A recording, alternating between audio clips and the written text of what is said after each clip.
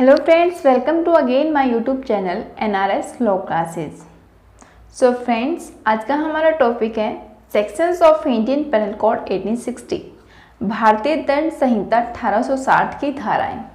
जो हमारे IPC में कुछ धाराएं दी गई हैं, हम उनके बारे में पढ़ेंगे, जानेंगे कि कौन सी धारा में किसका प्रावधान दिया गया है और उनको डिफाइन भी करेंगे कि उसमें किस धारा में कौन सी सजा का प्रावधान दिया गया है और कौन से अपराध हेतु कौन सी धारा का यूज किया जाता है।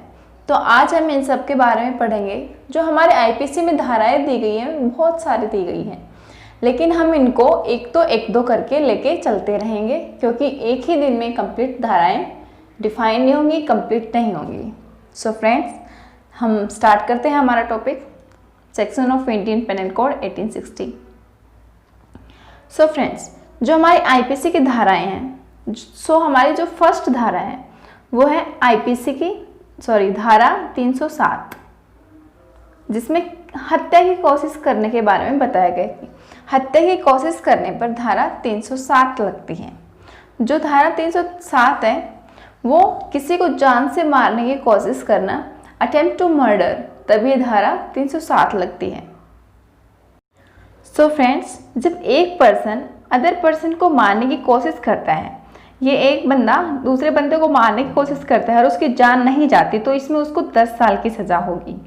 लेकिन अगर यही बंदा इस बंदे को मारने की कोशिश करता है लेकिन इसकी जान नहीं जाती और ये गंभीर रूप से घायल हो जाता है, तो इसको क्या होगी, उम्र कैद की सज़ा हो सकती है।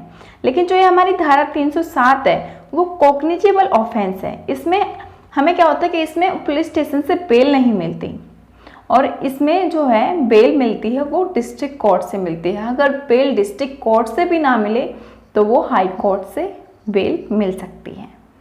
तो ये हमारी हुई फ्रेंड्स धारा 307 कंप्लीट, जिसके बारे में हमने जाना कि क्या क्या सज़ा दी जाती है और ये कैसी धारा है, तो ये कॉग्निजेबल ऑफेंस है। सो फ्रेंड्स, जो हमारी नेक्स्ट धारा है वो है धारा 302, जिसमें हत्या का दंड, मर्डर पेनल्टी के बारे में बताया गया है।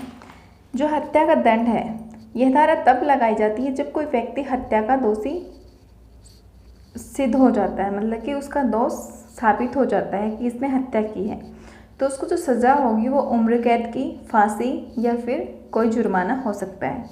कत्ल करने के मामलों में यह कत्ल के इरादे और उसके मकसद पर बहुत ध्यान दिया जाता है। इस तरह के मामलों में पुलिस सबूतों के साथ साथ ये भी साबित करना पड़ता है कि आरोपी ने यह कत्ल किया है, उसका कत्ल करने का मकसद भी था और इरादा भी रखता था। अगर अपराध संज्ञेय है तो पुलिस बिना किसी वारंट के आरोपी को गिरफ्तार कर सकती है और अपनी जांच शुरू कर सकती है।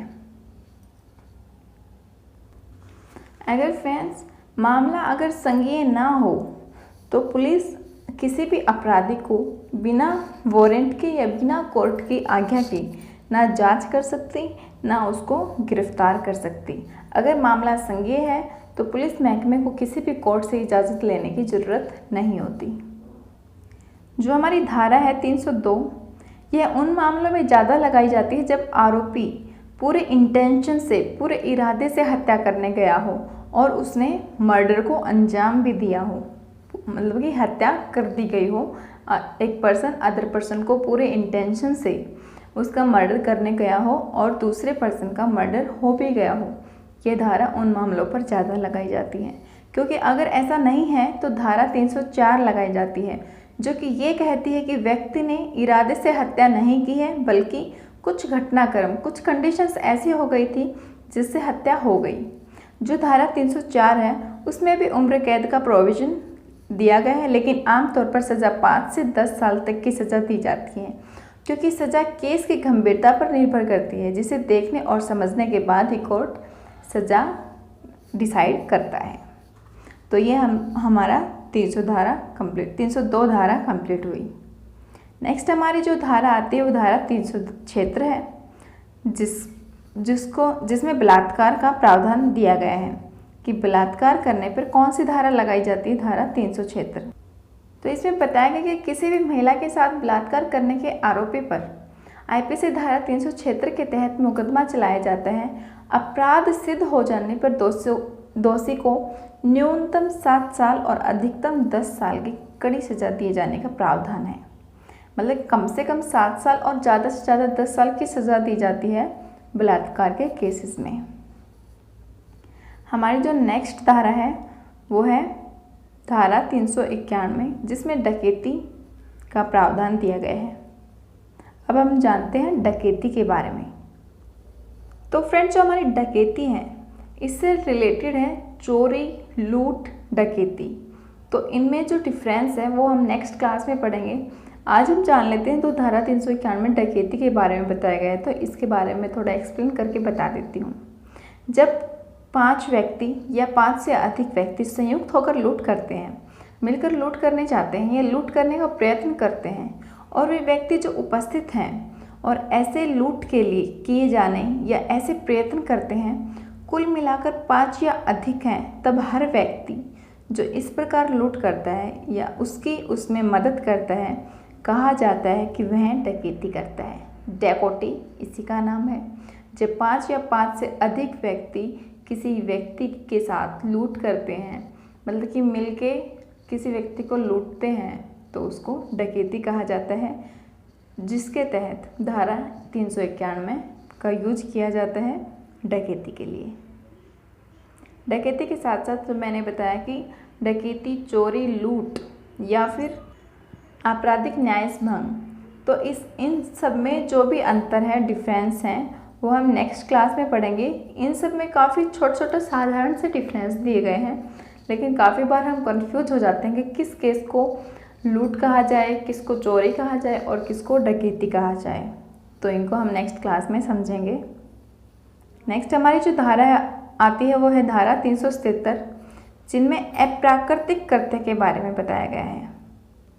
जो हमारी ये है अप्राकृतिक कृत्य है, जो धारा 377 में है, ये हमारे 150 साल पुरानी है।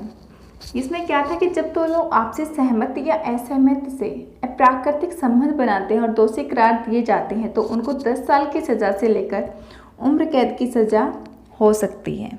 इसमें जब 2 वयस्क इंसान एक दूसरे के साथ इंटीमेट होते हैं, तो उसको एक सज़ा के तौर पर एक दोषी के तौर पर देखा जाता है कि ये कानून विधि के विरुद्ध कार्य किया जा रहा है, इस तौर पर देखा जाता था। लेकिन आज ऐसा नहीं है।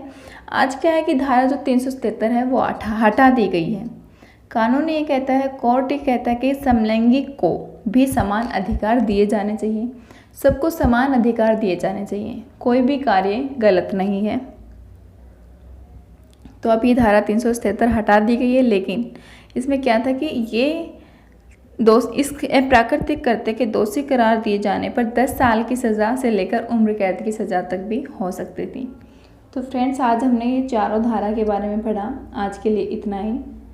नेक्स्ट क्लास में हम बाकी की धाराएं करेंगे और उनको एक्सप्लेन भी करेंगे, और जो हमारी नेक्स्ट क्लास होगी उसमें डकैती, चोरी, लूट, उनके बारे में भी हम डिफ्रेंशिएट करेंगे। आज के लिए इतना ही। थैंक्स।